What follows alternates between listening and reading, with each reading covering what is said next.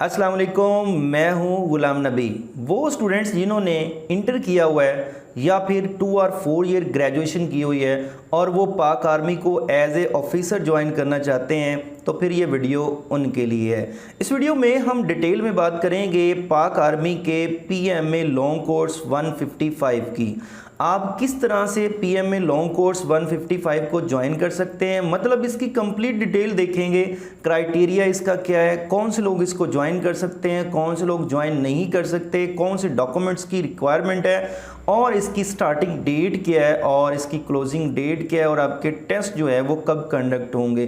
तो ये सारी डिटेल इस वीडियो के अंदर हम देखने वाले हैं, तो जुड़े रहिएगा इस वीडियो के साथ। चलिए देखते हैं। सबसे पहले आपने करना क्या है, किसी भी वेब ब्राउज़र पर आकर आपने सर्च करना है कीवर्ड ज्वाइन पाक आर्मी और आपने फर्स्ट वन जो लिंक होगा आपको दिखेगा, आपने उसके ऊपर क्लिक कर देना है। तो इस पर क्लिक करने के बाद आपके सामने जो है वो पाक आर्मी की वेबसाइट जो है वो ओपन हो जाएगी और यहाँ पर देखें तो आपको फर्स्ट वन ही पीएमए लॉन्ग कोर्स 155 की जो पिक्चर है वो दिख रही है। इसमें दो आपको ऑप्शन मिल रहे हैं, व्यू डिटेल, एग्जाम स्लिप। तो हमने चूंकि डिटेल को जानना है तो हम इसके ऊपर क्लिक करेंगे। जैसे ही हम इस पर क्लिक करेंगे तो हमारे सामने जो है वो 155 पीएमए लॉन्ग कोर्स की डिटेल जो है वो शो हो जाएगी। इसमें लेफ्ट साइड पर देखें तो आपको कुछ मेन्यूज दिए हुए हैं और राइट साइड पे हर उस मेन्यू के अंदर, हर उस लिंक के अंदर उसकी डिटेल लिखी हुई है। तो देखते हैं वन बाई वन इसको। नंबर 1 लिखा हुआ है कोर्स प्री रिक्विजिट्स। नंबर 1 आपके सामने जो है वो एज क्राइटेरिया लिखा हुआ है। एज क्राइटेरिया के अंदर लिखा हुआ है 17 से 22 ईयर आपकी जो है वो एज होनी चाहिए, वो भी 1 मई 2025 तक आपकी एज जो है, मतलब आपकी एज 17 से लेकर 22 ईयर के दरमियान होनी चाहिए, वो भी 1 मई 2025 तक। उसके बाद लिखा हुआ है तो आप इसके लिए एलिजिबल तभी हैं जब आप अनमैरिड हैं, और मैरिड पर्सन के लिए भी है एलिजिबिलिटी, वो भी आर्म फोर्सेस का पर्सन पहले होना चाहिए। उसके बाद जेंडर जो है वो मेल है, मेल ही इसमें अप्लाई कर सकते हैं। और हाइट जो यहाँ पर आपके सामने लिखी हुई है 5 फुट और 4 इंच जो है आपकी हाइट जो है वो होनी चाहिए। और उसके अलावा वेट जो है वो आपकी बॉडी के एज पर बॉडी होगा कि आप हेल्दी हैं या स्मार्ट हैं, तो उसके अकॉर्डिंग वेट जो है होना चाहिए। नेक्स्ट देखें तो रजिस्ट्रेशन डेट के बारे में बताया हुआ है। यहाँ पर देखें तो 16 सितंबर से इसकी डेट जो है रजिस्ट्रेशन डेट स्टार्ट हो जाएगी और 22 अक्टूबर तक आप इसमें अप्लाई कर सकेंगे। Online only. और उसके अलावा वो कह रहा है जी including Saturday and Sunday, Saturday Sunday को भी आप ऑनलाइन अप्लाई कर सकेंगे, पोर्टल अवेलेबल होगा। उसके बाद जो है वो आपके टेस्ट की डेट क्या है, मतलब किन डेट्स में टेस्ट होंगे। तो देखें तो 28 अक्टूबर से टेस्ट जो हैं वो स्टार्ट हो जाएंगे और 20 दिसंबर तक जो है वो आप लोगों के टेस्ट जो है इन डेट्स के दौरान आपका किसी भी डेट को टेस्ट जो है वो हो सकता है। और यहाँ पर लिखा हुआ है except Saturday and Sunday and close holiday, ना तो सैटरडे को होगा ना संडे को होगा और ना ही क्लोज्ड हॉलीडे जो होगा उन दिनों में आप लोगों का टेस्ट होगा। उसके बाद है नेशनैलिटी लिखा हुआ है कि कौन से लोग जो है नेशनैलिटी वाले अप्लाई कर सकते हैं। तो सिंपल आपने याद रखना है, पाकिस्तान के किसी भी शहर के अंदर रहते हैं तो आप इसके लिए एलिजिबल हैं। अब इसके बाद नंबर 2 पे मॉड्यूल जो है वो एलिजिबिलिटी कंडीशन यहाँ पर लिखी हुई हैं। तो अब एलिजिबिलिटी कंडीशन के अंदर देख लेते हैं क्या क्या अवेलेबल है। नंबर 1 जो है वो एजुकेशन है और आपकी एजुकेशन में नंबर 1 या तो आपने इंटरमीडिएट किया हो या इसके इक्विवेलेंट कोई सर्टिफिकेशन आपके पास होनी चाहिए। अब जिसने इंटरमीडिएट किया है उस बेस पर जो बंदा अप्लाई करेगा उसकी एज जो है वो 17 से 22 ईयर के दरमियान होनी चाहिए, जो लास्ट हम बात कर चुके हैं। और उसमें आपको रिलैक्सेशन भी मिलेगी 3 मंथ की अपर और एंड लोअर। उसके बाद है ग्रेजुएशन, जिन्होंने ग्रेजुएशन की हुई 2 year and serving Pakistan navy, Pakistan air force, मतलब ये है कि वो लोग जिन्होंने 2 ईयर ग्रेजुएशन की हुई है और वो नेवी या एयरफोर्स में सर्व कर रहे हैं तो उनके लिए एज जो है वो 17 से 23 ईयर दी हुई है, वो भी 1 मई 25 तक। उसके बाद नेक्स्ट जो है वो ग्रेजुएशन, वो लोग जिन्होंने ग्रेजुएशन 4 ईयर ग्रेजुएशन की हुई है उनकी एज जो है वो 17 से 24 के दरमियान है और वो भी 1 मई 2025 तक, इनको कोई एज रिलैक्सेशन नहीं है। और वो लोग जो पाक आर्मी में सोल्जर हैं वो अगर अप्लाई करते हैं तो उनकी एज भी यहाँ पर मेंशन है और उनके लिए भी कोई एज में रिलैक्सेशन मौजूद नहीं है। उसके बाद आपके सामने एकेडमिक प्री रिक्विजिट्स लिखे हुए हैं। इनमें देखें तो आपके जो मार्क्स हैं FA, FSC या इक्विवेलेंट, उसमें मिनिमम 55 लाजमी होने चाहिए, फिर ही आप अप्लाई कर सकते हैं। अगर आपके 54 भी हुए तो आप अप्लाई नहीं कर सकेंगे। उसके बाद नेक्स्ट बताया जा रहा है वो कैंडिडेट्स जिन्होंने BA BSc की हुई है और उसमें वो 60% मार्क्स गेन किए हुए हैं और उसके अलावा 50% मार्क्स उनके FA या FSC में हैं तो वो भी एलिजिबल है। मतलब ये कि जिन्होंने ग्रेजुएशन की हुई है उनके ग्रेजुएशन में 60% मार्क्स होने चाहिए और FA FSC में 50% मार्क्स भी हैं तो उनका हो जाएगा, मतलब वो एलिजिबल हैं। और वो लोग जो आर्मी के अंदर सर्व कर रहे हैं उनके 50% मार्क्स FA या FSC में होना ज़रूरी है। उसके बाद आपके सामने हेडिंग दी हुई है verification of marksheet and certificates, तो आपने ये पढ़ लेना है, आपने वेरिफिकेशन अपने डॉक्यूमेंट्स की करवानी है। उसके बाद नेक्स्ट मॉड्यूल है हमारे पास इन एलिजिबिलिटी कंडीशन। वो कौन से लोग हैं जो इन एलिजिबल हैं, मतलब वो अप्लाई नहीं कर सकते, तो यहाँ पर आपके सामने बताया हुआ है। पॉइंट नंबर 1 में twice rejected by inter service selection board ISSB से अगर आप 2 दफ़ा रिजेक्ट हो चुके हैं तो आप अप्लाई नहीं कर सकते। उसके बाद है thrice failure in initial test, अगर आप इनिशियल टेस्ट में पहले 3 दफ़ा फेल हो चुके हैं तो फिर भी आप अप्लाई करने के काबिल नहीं है, मतलब आप अप्लाई नहीं कर सकते। उसके बाद नेक्स्ट पॉइंट है कि अगर आपने कोई टेस्ट अभी दिया है और 120 दिन नहीं हुए तो दिए हुए, मतलब आप कोई ISSB पहले देकर आए हैं और अभी 120 दिन नहीं हुए उसके गैप में, तो फिर भी आप एलिजिबल नहीं है, आप अप्लाई नहीं कर सकते। उसके बाद नेक्स्ट पॉइंट है dismissed remove from government service. आप कहीं पर आपको किसी गवर्नमेंट अदारे से निकाला गया है, मतलब आप किसी गवर्नमेंट एम्प्लॉय थे और वहाँ से आपको डिसमिस कर दिया गया, तो फिर भी आप अप्लाई नहीं कर सकते।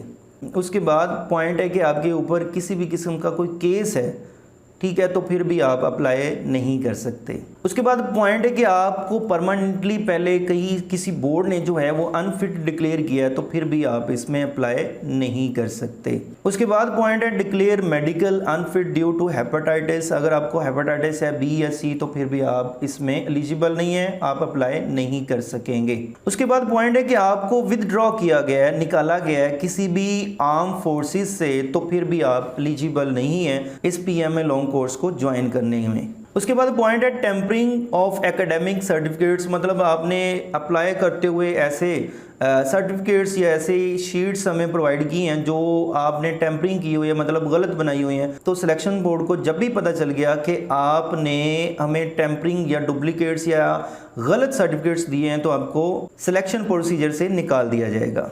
उसके बाद लास्ट वन पॉइंट है कि अगर ड्यूरिंग आपकी सिलेक्शन आपका टेस्ट करवाया जाता है और आप पॉजिटिव ड्रग टेस्ट आपका पॉजिटिव आ जाता है तो फिर भी आप एलिजिबल नहीं होंगे, आपको सिलेक्शन प्रोसीजर से निकाल दिया जाएगा।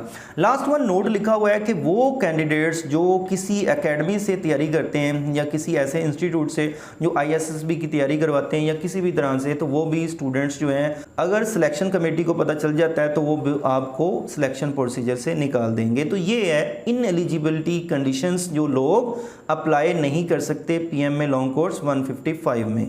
उसके बाद मॉड्यूल नंबर 4 है और ये है registration and preliminary selection procedure.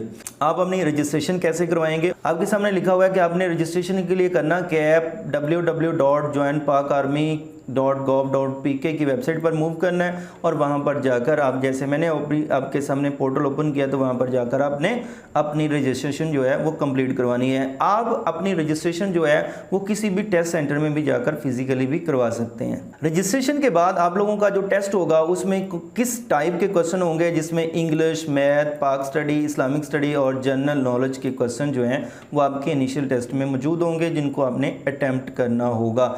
यहाँ पर एक नोट दिया हुआ है that TCC candidate who apply for PMA long course will also be considered as repeater। वहाँ पर अप्लाई करते हुए आपके पास एक ऑप्शन होगा कि आप रिपीटर हैं या फ्रेशर हैं। तो वो लोग जिन्होंने पहले पीएम में लॉन्ग कोर्स या कोई आईएसएसबी दिया हुआ है वो रिपीटर होते हैं डेफिनेटली। और यहाँ पर कंडीशन ये बताई जा रही है जिन्होंने टेक्निकल कैडेट कोर्स में भी अप्लाई किया हुआ है या इनिशियल टेस्ट दिया हुआ है या आईएसएसबी दिया हुआ है वो भी रिपीटर कंसीडर किए जाते हैं। ज़रूरी नहीं कि पहले आपने पीएम में लॉन्ग कोर्स के ज़रिए ही आईएसएसबी दिया हो, नहीं, आपने अगर टीसीसी टेक्निकल कैडेट कोर्स के ज़रिए भी अप्लाई किया हुआ है, इनिशियल टेस्ट दिया है या आईएसएसबी दिया है तो फिर भी आप रिपीटर हैं। तो यहाँ पर बताया हुआ है अगर आप रिपीटर हैं तो आपने 28 अक्टूबर या 7 नवंबर के दरमियान लाजमी जो भी आपका टेस्ट सेंटर है वहाँ पर उनको रिपोर्ट करनी है कि मैं टेस्ट रिपीटर हूँ और उनको बताना ज़रूरी है। प्रीलिमिनरी सिलेक्शन में नंबर 1 आपका रिटन टेस्ट होगा जिसमें आपके इंटेलिजेंस या रिटन ऐसे वगैरह होंगे। उसके अलावा आपका मेडिकल एग्जामिनेशन होगा और आपका फिज़िकल टेस्ट होगा। फिज़िकल टेस्ट आप क्लियर कर जाते हैं और फिर आपका इंटरव्यू होगा, इनिशियली इंटरव्यू होगा जिसके बाद आप आईएसएसबी के लिए सिलेक्ट होंगे। नेक्स्ट यहाँ पर बताया हुआ है कि रिटन इंटेलिजेंस टेस्ट के अंदर क्या क्या होगा। अभी हम बात कर चुके हैं इंग्लिश, मैथ, पाक स्टडी, इस्लामिक स्टडी और जनरल नॉलेज के आपके सामने क्वेश्चन होंगे। फिजिकल टेस्ट में क्या होगा, फिजिकल टेस्ट में देखें तो कुछ फिजिकल के ये 5 टेस्ट आपके होंगे। इनमें किसी में एक में भी आप अनफिट होते हैं तो आपको प्रोसीजर से निकाल दिया जाएगा, जिसमें नंबर 1 1.6 किलोमीटर आपने रनिंग करनी है 8 मिनट्स के अंदर। उसके अलावा पुशअप्स हैं जो आपने 2 मिनट में 15 करने हैं। उसके अलावा क्रंचीज हैं जो आपने 20 करनी है 2 मिनट्स के अंदर। उसके बाद पुल अप्स हैं जो आपने 3 करने हैं 2 मिनट्स के। और लास्ट 1 डिच क्रॉसिंग है जिसकी आपको फरमाइश दी हुई है जो आपने 4 करने हैं। तो ये आपके सामने फिजिकल की कुछ कंडीशंस हैं जिनको आपने मीट करना है फिजिकल टेस्ट के दौरान।